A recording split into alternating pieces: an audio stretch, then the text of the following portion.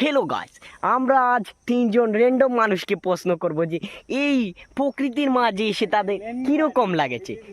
এটা আমাদের তারা অনুভব জানতে আমরা এখন যাচ্ছি মানুষের সাথে। দেখো তো এই শাপলা বিলে এসে প্রকৃতির মাঝে এসে আপনার মতামতটা কি এখন জানা নেই। আমার এখানে এসে কোনো ভালো লাগছে না, এখানে ফুলগুলো ফুটেনি।